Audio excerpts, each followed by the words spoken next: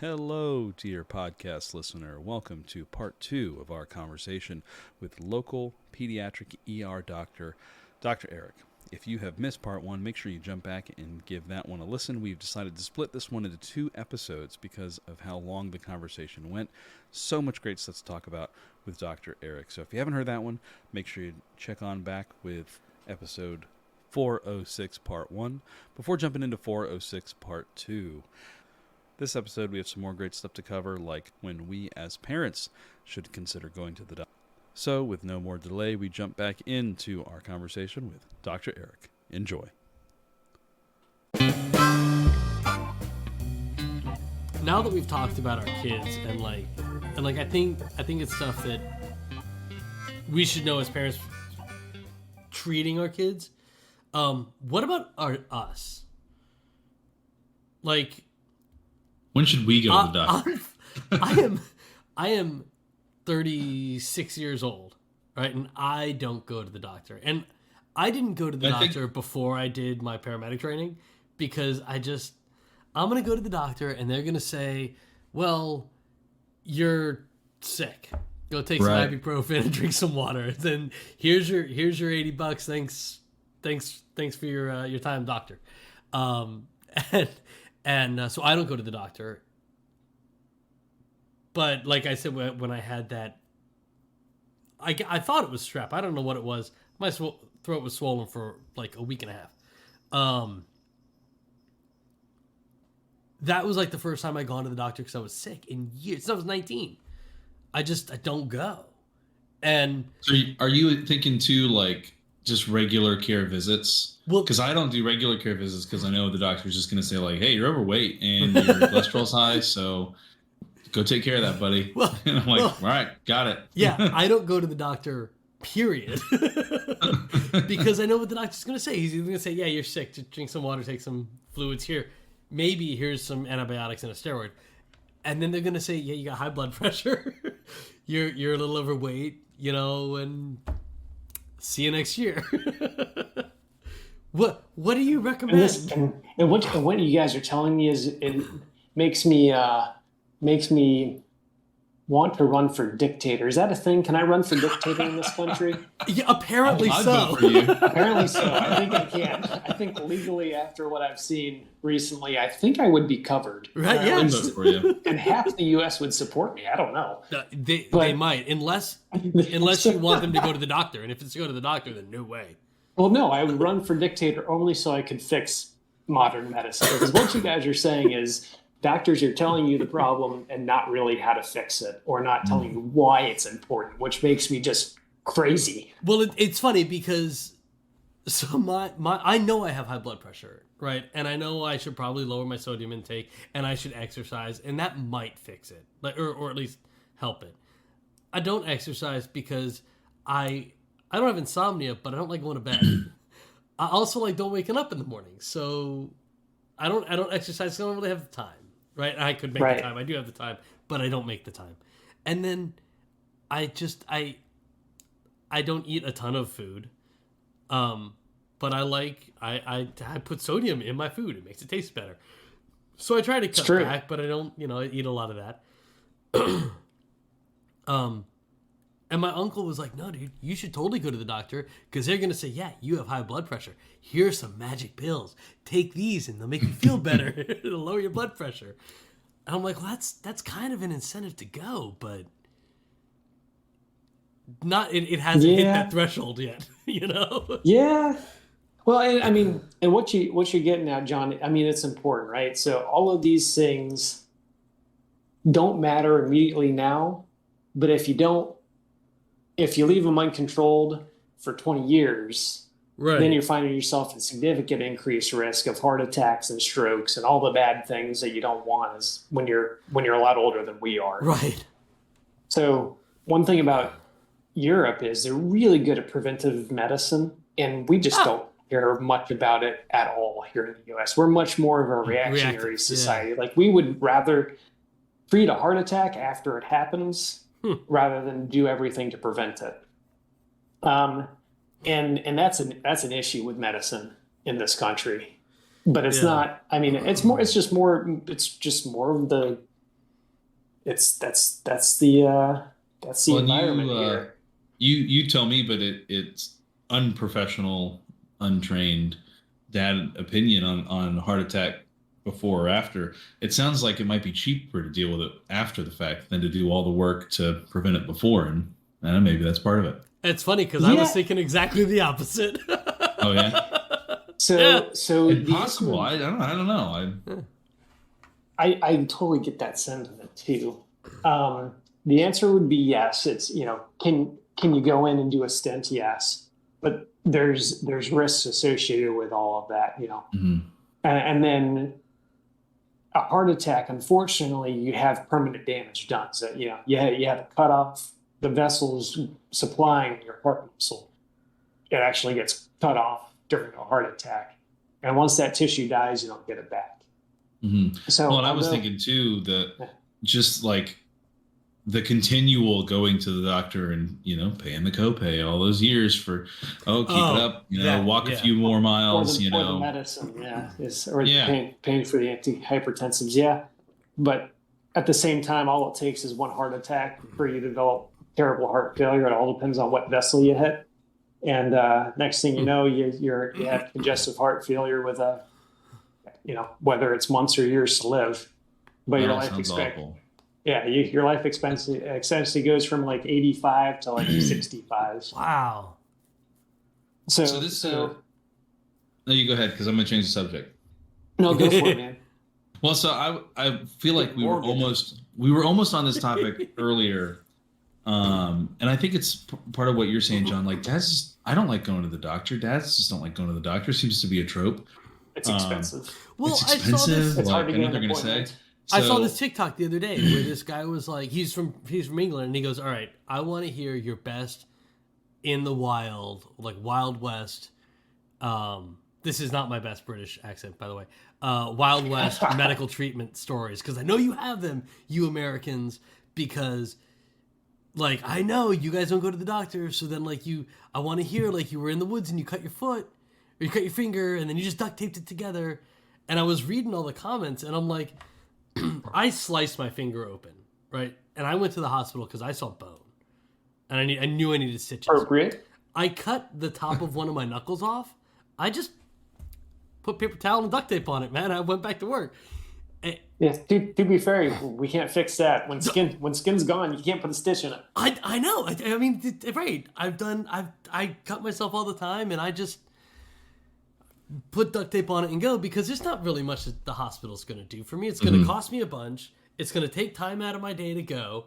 And, what are they going to do? Well, I can do that. I was going to bring up a this thing I've seen on social media. It's not really a meme, but it's kind of like a back and forth between, a testy patient and the doctor. And the doctor's kind of saying to the patient, like, hey, don't confuse your 15-minute Google search with my 6-year medical degree. Right. But then, the response that the person had was like, don't confuse your 2-hour lecture on my symptoms on my 20 years of living with this. And, I want to jump to the defense of the doctor. I tend to trust doctors. Like, you went to school for this. Even if it was just a lecture, that's one more lecture that I didn't have. Right. And you have a verified speaker rather than Joe Schmo on Reddit, but still, like, what are your reaction on that trend right now? I get two things from that. One, I get the main thing I get that is, hey doc, you think you know what you're doing, but you're missing the real life aspects of living with a disease. Right. And I get that, right? It's hard to have, and this is not just for doctors. This is a human issue. We have a hard time having empathy for things we have not yet gone through ourselves personally. Like we have a hard time getting out of our self-centered nature to actually see that. And it rears its head in medicine pretty easily, because you go to a doctor and the doctor's like, hey man, you're overweight. You got high blood pressure. Fix it. And you're like, you don't know my life. You tell me. We say, as a pediatrician, we say, hey, your kids are overweight. try to get them to a park. But then what we don't know is we're saying this to a single mom who has 2 jobs, literally, and lives in a bad neighborhood and can't get her kids to a park. Right. And they live in a food desert, and which is the medical term for like no good grocery stores in the area. That's a medical term? Besides, I thought that was a media term. Oh, I have a media term too. But we use it a lot in our literature. Never heard that before. Really? Food desert. Mm. Yeah, because there are like places in the country where Dollar General is their grocery store. Right. Mm. Mm-hmm. No Costco? No Costco. No Publix? I'd never survive. But I mean, I get it. It's in an era of time constraints on medicine where you have 40 patients to see in a 7-hour time frame. It's really hard to connect with patients nowadays and to see the struggles that people are going through, right? And that's the thing. People don't see it from the doctor's standpoint. Yeah. All they know as a doctor, I waited an hour for the hour and a half on a good day for a doctor to come into my room, and they spent 10 minutes and then they left, right? Right. So that's what they see, but they also don't see that the doctor is going literally from patient to patient to patient to patient to patient, and then after an 8 or 9 hour day, go home and have 3 hours of charts to write because they spent all their time talking to patients that day. But I get it. It's there's a lack of empathy and lack of connection among them. So that's what I'm getting at with the memes. I like both sides too. Exactly. Yeah, I see both sides. It's important because I disagree with the meme that a lot more goes into it than 2 hours of lecture. It's 2 hours, 4 years of undergrad, 4 years of med school. For me, 3 years residency, 3 years fellowship. So 14 years of training, all under supervision. And then we see, in one shift, I'll see 40 patients. So when you have that sort of exposure, repetition, and during residency, it's not a long work. It's 80-hour work weeks. Twice is what a normal person. You miss weekends, you miss holidays. This is why I didn't go into the medical. That, and I hate blood. I can't. When my kids come up to me with their first tooth, I'm gonna lose my mind. Like, I don't know. Like I used to work in a school, and the kids would walk up and be like, "Mr. Dennis, I lost my tooth," and I'd just be like, "Ugh, get away from me!" Like, yeesh. Do I look like the tooth fairy? Get out of here. I have 2 more medical questions. We're at about just about an hour, and so the first one is really quick. Do vitamins work? Oh, dude, I meant to talk about that. In short, you pee out most of the vitamins that externally. Most of the time, as long as you get a healthy and balanced diet, all the vitamins that you take in extra, like a multivitamin or whatever, you just pee out. In short, you pee them out. You spend the money and you pee it out. Do you give your kids multivitamins? I do not. Gummies? You don't, because for that. It sounds like he doesn't. Well, no, but the reason is my kid. What if your kid only eats? What if your kid only eats cheese unmelted on a tortilla, and that is it? Right. I think it's a good idea in that circumstance to give multivitamins. Okay. Because my kid will eat melted cheese on a tortilla or like a jelly. Oh yeah, what if it's melted? Forget the peanut butter. Like that's it. Like hold the peanut butter on my PB&J. That's what my kid eats. So I'm like, you need something else. I'll chop up really fine chicken, and I'll put it in the cheese as it's melting. Just hide it. Yeah. She's caught onto it. I got to get better at cut that. it too fine, but. I got to get better at that. I know when I was a kid, I was super picky, and my mom would hide vegetables and everything. And I got to get better at that because my son is so picky, and my mom's always honest, like, you got to get that kid some protein because he doesn't eat meat. Like, so we're always it's carbs, it's fruit. Spinach? Those are kind of as good. Oh yeah, he's gonna eat spinach. He's picky. He's gonna eat spinach. I've always liked spinach. So Dad, why is there a piece of spinach underneath my cheese? Yeah. Ask and Johnny. Our daughter was always so like she used to be really good at eating, and she's kind of slowly like she knows what she likes, but like for me, and this is like total admission of how childish I still am. Vegetables are like kind of yucky sometimes, and I just found that if I bury it in rice, it makes it pretty good. So fried rice has like become a staple for me because I can just bury whatever vegetables I have in the fridge in there. And my daughter used to love it. And now she's picking out the onions, she's picking out the carrots. She keeps the peas in, which is good. That's you good. know, and once you remind her, like, no, honey, you like ham. Oh, okay, cool. Like, it's pork fried rice, but it's like, no, you like ham. Oh, that's right, I do. Like, let me eat that. I wish that worked. So we're trying to do the balanced diet, but we've got a couple vitamins we give the kids, and like when they're getting sick, my wife will break out the elderberry and the vitamin C gummies or whatever. Yeah, the vitamin C, whatever. I don't know. We'll still spend our money on it, but. Yeah, man. What do you think about it's like potty training, picky eating, and trying to establish good eating habits. It's challenging. Yeah, it's textbooks can tell you what to do, but then kids don't care about the textbooks too. No. They'll take a textbook on pediatrics and rip it up and spit it out and say they don't like the taste and they want cheese on it. Not melted though. Not melted. Sprinkle it on. It's kind of like, as I've discovered, it's kind of like your golf game. You just forget what the professionals do. Just find what works for you. Yeah. Whatever stance, like, who cares? As long as you can hit the ball down the field, down the fairway. Most of parenting I have found, that's exactly it. Just find what works for you and your family. And go for it. And swing away, man. Just go for it. So, second medical question. I want you to see if you can verify something my grandfather used to say. It's and a this fact. is really a life lesson. But he We've been over this. It's a fact. He used to say, you got to get a job because you got to make money. You got to make money because you got to eat. You got to eat because you got to poop. Because if you don't poop, you die. I can tell you 100% sure that is a fact. Yes. Because approval. I'm pretty sure it was my second class of med school entitled "If You Don't Poop, You Will Explode," and it was literally one title. It was one slide, and that was it. The doctor said, "I am done." I don't know if you're serious or not, but I was sure. I'm not serious. I'm not serious.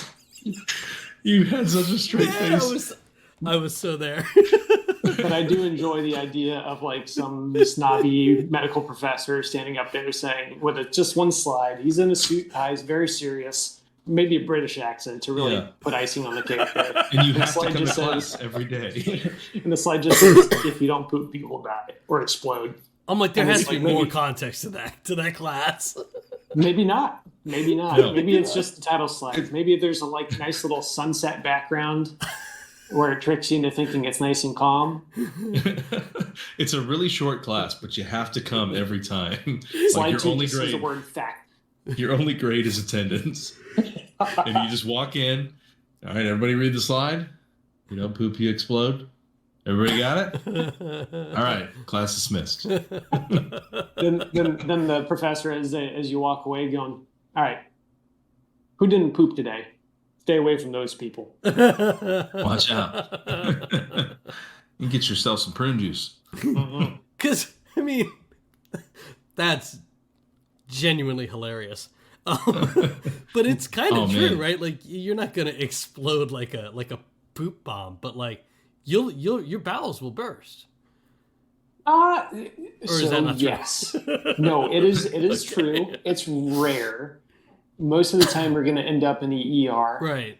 With severe abdominal pain before your intestines will explode. But yes, it can happen. You can get so constipated that your bowels can burst. It's because it happens. You got to make money. You got to eat. You got to eat. Because you got to poop. Because you got to poop. That way you don't and die. If you don't poop, you die. Thank you, Grandpa. I guess words of wisdom. Smarter than I thought. Man, I think it was you that told me. It may have been him. It was either him or you that told me that. And I forgot. Like, you reminded me of that, like, a while ago. I was like, I forgot that was a thing my grandfather said. Like, I almost don't believe it. We didn't get to talk too much about dad life. So how's dad life treating you? What's your favorite thing about being a dad?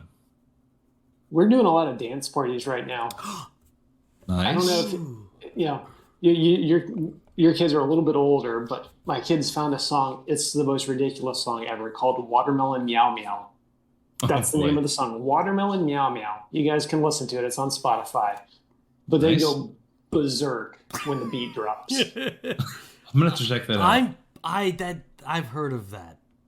There's like no context to this song at all. It sounds like a cat making prank phone calls, and then it does some like electric dance beat and whatever. But the kids just think it's hilarious, and they will dance up a storm to it.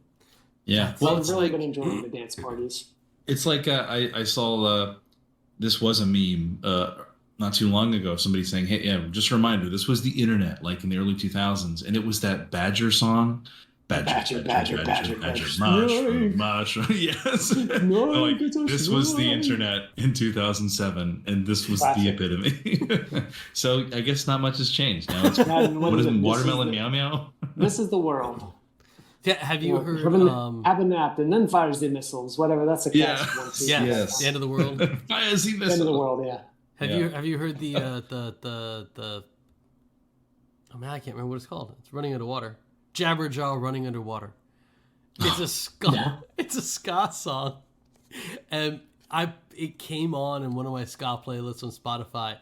And ever since, the girls have called it the pirate song. Play the pirate song. Play the pirate song. All right. That's great. There you go. It's a pretty good song actually. Well, just listen to Watermelon Meow Meow. It'll blow your mind. I'll have to check that one out. Do you have any, let's see, just keep it on the dad top. What's like the craziest thing that you can think of, like you've witnessed your kids do?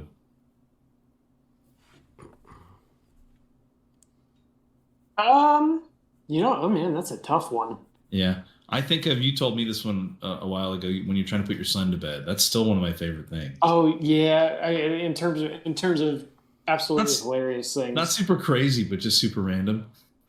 Yeah, super random. He I mean, I think it's just part of a stall tactic, but he'll just do the craziest things when you're putting him to bed. He'll take your head in between his hands. He'll eat your nose, do a Zerbert, or like, do you guys use the term Zerbert? I realize that there's Zerbert, right? It's this thing, though. Oh, we call it raspberry. Yeah, raspberries are another one. Zerbert. Yeah, Zerbert is what I grew up calling it. But he'll like do that on your forehead. He'll try to sing you songs. It sounds awesome. He's one more thing. Throwing his head all around, going yeah. Yeah. Well, my favorite, the one where you said like you think you get him, you think you got him, and he's like finally quiet, and he's like, "Hey, Dad." Yes, they just do strange things. That is so funny. At Disney, we were all sharing one room, which is a terrible mistake to make, but Disney's really expensive. Yes, it is. So, when you say all, you mean like you and your kids, or were there more involved? Just me, my wife, and my kids were all we're in one room, and it's like 9:30 at night. My 2-year-old son, had not taken a nap all day. He usually naps like an hour, 2 hours. Oh boy! But it's 9:30 at night, and he's doing the same stuff. All of us are trying to sleep, and he's like, "Buddy, what are you doing, man?" Yeah. You see, we always have a good experience with that, like all staying in the same room. The only problem we have is like it means like Marcy, my wife, and I have to go to bed when the kids do. So like 8:30. Yeah, 8:30 lights out. Guess we're going to bed now. But you get tons of sleep. But my son, he says his favorite thing about going to Disney is the fact that we all get to sleep in the same room. That's so sweet. It's not the rides. It's not anything. It's not seeing Mickey Mouse. It's that we get to sleep in the same room, and he loves that. So that's fantastic. Brings up another question, because I have a 3-bedroom house, and we all sleep in one bed, including the dog and the cat. It sounds like you have a 1-bedroom house with 2 offices. No. 3 bedrooms and an office. Like, Oh, okay. yeah. I mean, I got the space. They've got a bunk bed. I even took the crib mattress and because they're not in a crib anymore, and put it at the foot of my bed. So here, you can come sleep here if you need to get out of your bed. No. I end up, my wife and I both end up on our shoulders on the edge of the bed with a foot in the back and then a dog at the feet. It's really adorable sometimes. It's cute. We give our kids like 10 minutes and then it's like, all right, I'm taking you back to bed. Like as soon as I know that kid's back asleep, I'm gonna have to start doing that. Right. Because I don't think my daughter knows that it's like a possibility. Like she's come in and I'm like, no. Get right back into your rooms right now. See, my kids will sleep through almost anything. Like we'll have dinner, and when one of them's not feeling well, they have in the past fallen asleep at the dinner table. And we were cute with a bunch of people. It's adorable. Oh my goodness. But we were with a bunch of people, and it is not quiet. And my oldest is just head down on the plate, fast asleep. Snoozing. Didn't get up. We put her into bed. Didn't get up all night. So great. The night training, not an issue. Normally, you set them on the potty, put them back to bed, and it's not an issue. But like if at like 2:00, now they've decided to come to my room. If I pick them up and put them in my room, this isn't a fact. This is just my guess. They're gonna wake up and scream and be right back in my bed. So I just I just want to sleep. I'm not gonna fight that battle. Yeah, no, you got to pick and choose your battles, man. Yes, you do. That's the thing about parenting, right? You just got to pick what battles you want to fight. Yeah. Yeah. Sometimes it seems nothing but battles all day, every day, but sometimes it's not. You gotta say yes sometimes. You've got to say yes for sure. And which is why my kids were eating a Mickey Mouse ice cream at 9:30 in the morning at Disney. You're a Disney man. You're a Disney. Exactly. It's a Disney. It doesn't count, right? No way. But that's the perfect time to say yes. I'm like, they were asking for it, and I'm like, you know what? It's Disney. I don't want to fight this particular battle at this particular minute because we had already had battles to fight that day. Okay. Yeah. That's all Disney is. No, because that's one of those. You're behaving well. Here's an ice cream. Yeah. Yeah, because that's one of those where Disney is. you say no, and then it just ruins the rest of the day. It's like, let's at least follow Pavlov's lead. If he can make a dog salivate, maybe I can make you behave well at Disney with an ice cream at 9:30 in the morning. Salivate, dog, salivate. Right. Keep it going. I think it's worth it though. Maybe I'm crazy, but we're starting to plan our next Disney trip, and we're thinking totally crazy now. We're going to spend more time at the hotel. Fort Wilderness. Those hotels are great. Fort Wilderness is exactly what we're thinking. A 3-day stay at Fort Wilderness. You can camp or you can stay in the lodges, either one. You take one day and you go to Disney, fantastic. But there's so much to do at the hotels. Yeah. Especially since Titus's favorite thing, my son's favorite thing about going to Disney is sleeping. Right. Like, we don't need to go to the park. No. That's one of our things this year. We're going to Crystal River to go see manatees. Where's that at? It's a little north of Tampa. Okay. Like an hour and a half north of Tampa. It's like my sister-in-law has never seen manatees. So she's from upstate New York, and my brother and her met in college. So they've been together, I don't know, going on 12, 13 years now. And all that time, they come to Florida at least every other year. Never seen a manatee, had never seen a manatee before. So she's like, she had a bad day at work one day last year, and she starts looking it up, and she texts my mom, my brother, and my wife and me. It says, we're going to Crystal River on this date. We just got to fly. And it's like, okay, fantastic. Well, the week before, my mom and my brother and sister-in-law got COVID. So I was like, all right, we're not doing it. So now we're doing it this year. So nice. We're doing that, and then we were also planning a Disney trip because she's never been to Disney.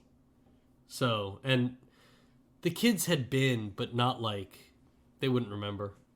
So, Sure. we're gonna do. That was on our things to do this year, but That sounds fun. we'll see. So Eric, I got another dad question for you. What is something that you are looking forward to doing with your kids? Like maybe something recent, or maybe you can't wait till they start getting into sports, or what is it? What's something you're looking forward to? I've had a little taste of it and I've loved it. But I'm a musician. For the listeners, I know both of you guys. I play guitar and piano and drum and bass. But my daughter, I've been able to convince her to. I play something in a key of C on my guitar, and I just say, press any of these white keys on the piano, and she'll play a little bit along with me. So I really hope that one of my kids will pick up an instrument, because I would love to play music with them. And with my daughter and I have written a couple songs so far, like the knee slapper, "What's for Dinner Tonight." That's a classic. That's a classic one. Oh, nice. Man, I can feel it already. Yeah. You can see it right there. That's my trash pile guitar. One of my neighbors was throwing it out, and I've been looking for one. And I'm like, I want a guitar so that we can play. It's like, because I play it, I want my kids to play, and Right, all three of us play. Yeah, and they put this, like, the first one. When she was really little, anything that made noises, she would go over and try to play. And she loved playing on pianos, and we thought that meant she was gonna have, like, be into music, and she likes music, but the kid can't keep a beat to save her life. I mean, she's 4, so I'm expecting a lot, right? Exactly. But my 4-year-old can't keep a beat either. Right. That's what 4-year-olds do. Right. But you see, I was expecting like a Ringo Starr Prodigy kind of deal. Yeah, Prodigy. Right. You know. But yeah, so I'm kind of hoping that we get some music going, because that'd be so nice to have some music in the house. Yeah. Well, and both my kids, right now they love singing, and I have this microphone that sits on my desk, and my desk is kind of in the middle of the kitchen, really, right. Middle of everything. So they come over all the time, and it used to be their go-to song whenever they found a microphone was "Your Love Is Strong" by John Foreman. And I have several videos that I've taken them singing, and I'm like, I'm gonna post it, I'm gonna tag them. So, see if he'll comment back on it. Did you? I was like their go-to song. I haven't. I just got to pull one of those videos. You got to do that. That's up. Great. And that's one of those memories. You got to catch it on video or something, just so you can remember. It's one of those special memories. Yeah, I'm really bad about stuff like that. About like taking pictures and stuff. I'm just kind of there, and I'm experiencing the memory. Yeah, one of my favorite things about Google, because I got an Android phone, and so it automatically uploads everything like Google Photos or whatever. But I left notifications on for it, because every once in a while they're just like, hey, here's a random thing that happened 2 years ago. And all my pictures in my phone are of my kids. So we'll just get like a random, like, oh, hey, here's a memory of your son when he was like 2. That's really cool. And I'm like, this is awesome. Like, it's just kind of a random, like, adorable moment to catch up on that.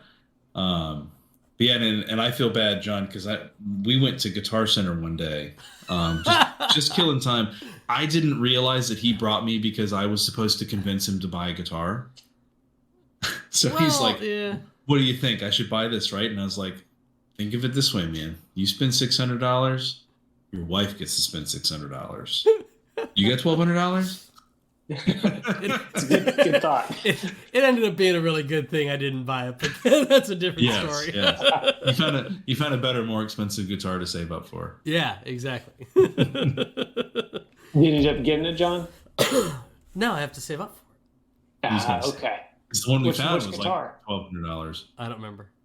I'm gonna go back and look at it. It's in the quiet room at Guitar wow. Center. That's the. It was at least. It was a Martin. room. There was a couple there. If it's in the quiet room, it's a good one. Oh yeah. Sorry, I needed my mic there for a second. After you cough. Yep. I want to say it was like a Martin, or it wasn't a Fender, but they had the Fender Acoustasonics in there that they were really pushing. You know, I've seen a bunch of those like Strat acoustics for like $300-400, $200 or $300 on like Facebook Marketplace, and I'm tempted, but I don't remember them sounding all that good. Not unless it's plugged in. I mean, yeah. Which if that's what you want.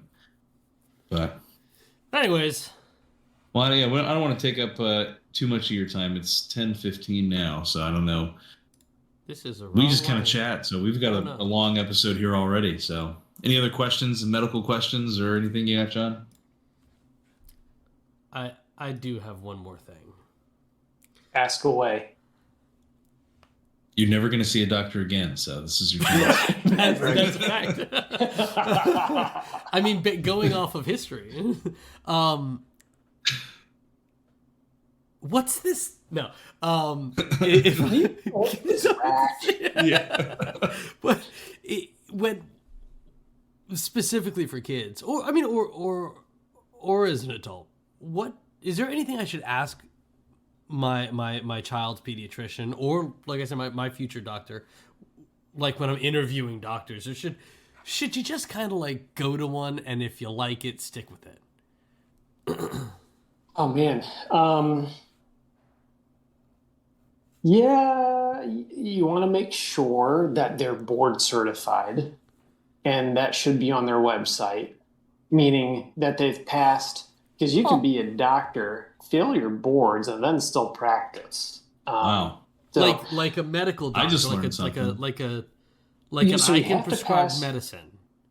Like, yes, you have to pass your U.S. medical licensure exam at the USMLE, which is how you get your medical doctor title. Okay. And how you can actually prescribe. But like, if you complete 1 year of residency in like general surgery, you can go and work in like a regular family medicine clinic, even though you never were trained in family medicine.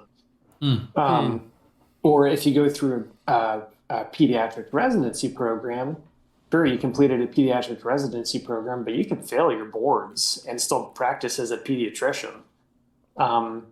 It just means you probably should, the doctor's either a bad test taker, which, we can talk differently about standardized tests. That's a whole nother subject. Right. But, Yeah. and in general, you should make sure that you're going to a board certified doctor for whatever, whether it's a family medicine doctor, a board certified family medicine doctor, a board certified pediatrician, or board certified internal medicine, which is a classic adult doctor.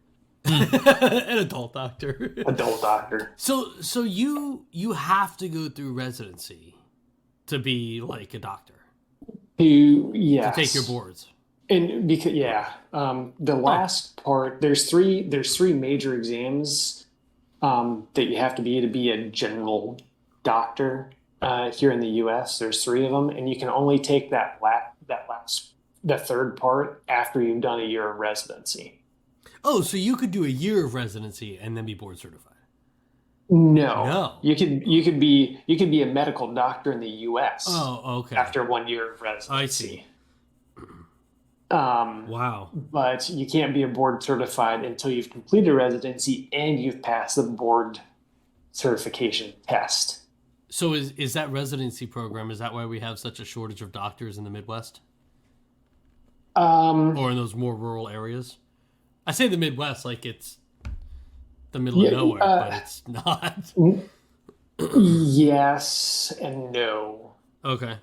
A lot of doctors want to work in major hospitals because it's hard to work in a rural place because you don't have the resources you need to I guess it makes adequately sense. take care of people, right? So if you have someone, like let's say you put me, like I work out in Loxahatchee, which sometimes feels like the middle of nowhere. But like if I have a kid come in with seizures, I want to make sure I have a pediatric neurologist I can refer them to. Like I'm not going to be managing their seizures as a pediatric ER doc. You can't schedule an appointment with me. I can't write anti-seizure medicines and call you 3 months down the road to schedule a follow-up appointment, right? Right. So you want to make sure you have, when you're a doctor, you want to make sure you have a good network of subspecialists that you can referring people to take care of different problems. I right? see. Okay. So out in rural America, you sometimes it's you, and you're managing stuff that you're not trained in.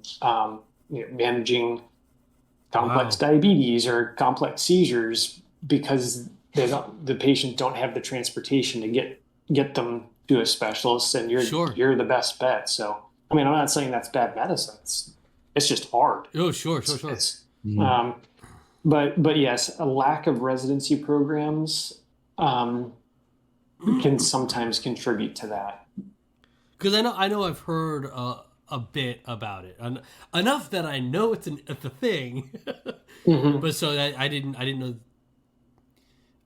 It seems to me, as somebody who's not, and somebody who like hates that we're all required to get a degree to go get a job in America, that okay, you just went and spent 8 years in school to become a doctor, and now you're telling me you have to go spend 6 more so you can work in this field? I mean, that just sounds silly.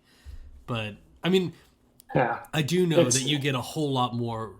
I think you get a whole lot more from hands-on experience than you do from reading in a book.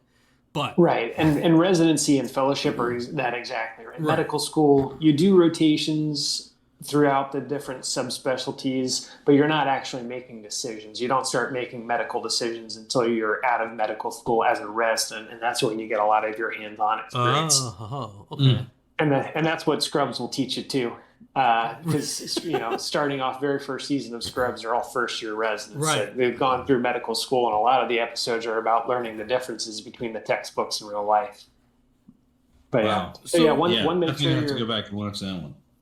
One, make sure you're going to a board certified doctor. Yeah. Two, understand that there are significant differences between doctors and nurse practitioners and physician's assistants. Not all, but even in between doctors, there's bad doctors out there. Sure. There's a lot of bad doctors out there, but there's also good doctors. And the training even between different types of doctors can vary, right? So pediatricians spend nothing but 3 years taking care of kids. Family medicine, don't quote me on this, but I think they have to do 3 months of pediatrics scattered throughout 3 or 4 months scattered throughout their 3-year residency.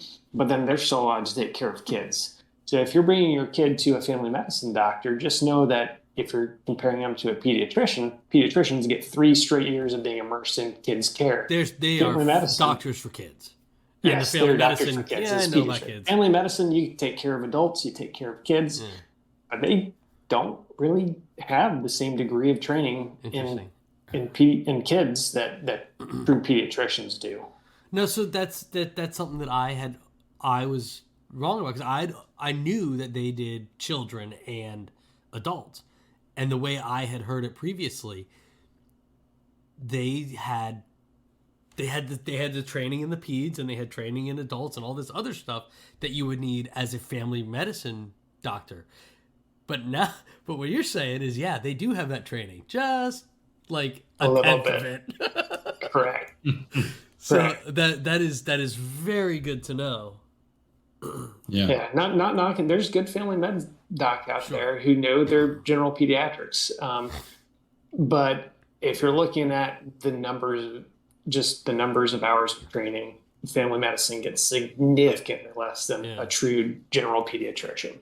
Wow. Which is why, I'd say if you have an otherwise healthy kid, it's not a big deal. But if your kid has anything remotely wrong with them, it's probably good to have them seen by a general pediatrician. Interesting. Rather than a family medicine doctor.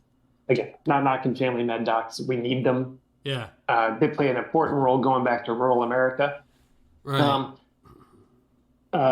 When you have doctor shortages, honestly, I'll have anyone who's trained in taking care of kids versus, PAs and NPs really don't have to have. They have no board certification for their particular subspecialty. They're not required to have any specific training. A lot of, not getting political, but a lot of states have now allowed nurse practitioners to function independently without the guidance of a physician. and they've never been trained in a particular field that they're practicing. Right. So you're getting some bad outcomes from that too. Huh. Interesting. Man. So yeah, I guess also it's easier make to become a nurse practitioner than it is a doctor. So. Yes, correct. And a PA as well. Yeah. We've got a pretty long episode here, so let's wrap it up with this. What is... I'm going to ask advice on two fronts. So the best piece of dad advice you can share, and then your best advice for someone looking to go into your field, which is pediatric... emergency. Pediatric emergency, or really just, I guess, pediatrics in general, if you feel inclined to share. The best piece of dad advice. It's this is one thing that I did not understand beforehand, but it is a marathon rather than a sprint. Yeah. Because you think, you start off as an infant and you're like, all right, I'm gonna finally get this transition to bottle feeding, or you're tackling one or multiple problems at a time, and it's like whack-a-mole. You finally conquer one thing and another thing pops up. Man, once this kid finally starts walking, I can start working again. Right, Wrong. and it's wrong. Exactly. It's a marathon, and it's got the highest highs and the lowest lows. That is definitely true. Yeah. Well, I think you could say it's a marathon, so just buckle up, enjoy the ride. Buckle exactly, and that's it. Right? You're never gonna. You're gonna be doing it for a while. Yeah, you're gonna be the rest of doing your it life. for a while. You're never gonna have all the whack-a-moles down in their holes. Things are always gonna be popping up. So might as well enjoy the game. Mm-hmm. Not saying that you should enjoy whacking the moles down back into the holes, but the whole thing's fun. It can sometimes be frustrating, but going back to the dance parties that I enjoy so much, makes your heart full. Yeah. Yeah. It's amazing what they don't even need to do much, those kids. And it's just, you could just be having just the worst day, and they just look at you the right way. And man, they could be the cause of your worst day. They could be the cause of your worst day. And the cure. Yeah, man. Totally. Ups and downs. All right. So any advice you have looking to go into your field? Never and I will say this, and I will continue to say, anyone can be a doctor. It doesn't matter whether you're a D student in school, you can be a doctor. The question is, does it interest you? Does it intrigue you? Do you have the passion enough to jump through the hoops to get there? Because if the answer is yes, it doesn't. Because all of us are smart enough to learn whatever it takes to get through med school. I'm not saying you're going to be a straight A student through med school, but if you have the passion, that's all you need. And then understand the financial choices behind the decisions you make, because the average med student will graduate med school with $220,000 of debt. That is just the most heartwarming thing we've said all night. Let me tell you, it's like that dumpster's really roaring. It really is. But you know what? That is so I bad. have been through it, and I still have crushing debt because I just got through fellowship, and you get paid minimum wage throughout residency and fellowship. Golly. It's livable, don't get me wrong, but even with crushing debt, I feel like God put me in this position. I have a chance to really change lives for the better, and give hope in situations that sometimes seem hopeless, and it's worth it. Which is awesome, great. Man. That's fantastic. Can't beat it. Yep.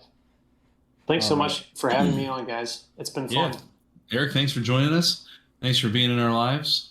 Looking forward to the next time we can get together. Back at you.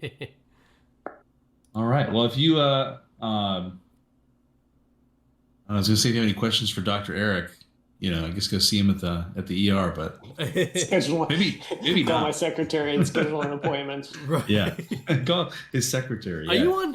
Do you have social media? I'm old, so I have a Facebook. I'd say you should get a Twitter, but I mean, who knows if that'll even be here in 6 months? Who knows? Yeah,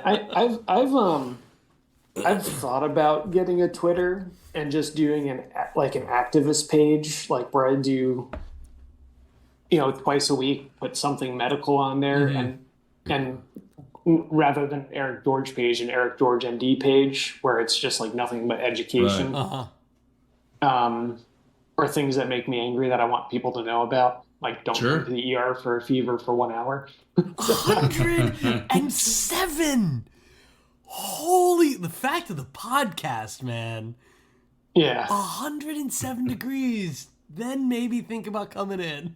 Yeah, I don't care under that. Think about so don't get me wrong. If your kid is like unresponsive and like 101 fever, I don't care. I don't care. If they're there's other issues, right? But if they're talking to you and they're like shivering or they look like they don't feel good and it's 105, well, I mean, fever doesn't make you feel good, right? But certainly, if you're like at them, you're like, my kid is not responding, and they look really bad. That is completely different, right? They're totally different topic there, right? Yeah, right. I'm talking like your classic fever. You don't look very good, and you're chilled, and you're shaking. You just happen to be hot. Shivers. You're hot. Exactly. Well, and any of it, correct me if I'm wrong, but snotty nose, your body's trying to push stuff out of your nose, right? Cough, your body's trying to get stuff out of your throat. Like, or you have those Tourette's. are your, or that, like your body's doing these symptoms we think are like, this is totally out of my field. These things that we think are like caused by the sickness, but really it's your body's response. Like your body's trying to heal, right? Like the fever's there to kill the virus. The puke is there to get whatever's out, it's all response. So yes and no. It's also part of the virus's way of spreading itself. Oh, very true. But I mean, yes, like a cough will spread the virus to someone else, and that's what viruses like to do. They like to spread themselves. But then also the cough helps get the mucus out of your chest, and you need to get the mucus out of your chest so you can breathe. All right, and now that we've said mucus, thanks for hanging out with us on the Dad Shoes podcast, the Dad group where you don't have to talk to anyone unless you want to. If you have questions for Dr. Eric, send them to Dad Shoes. You can reach out to us on Twitter, on Instagram, maybe on TikTok. I don't know, at Dad Shoes Pod, or you can email us at dadshoespod@gmail.com. Thanks for hanging out. Peace.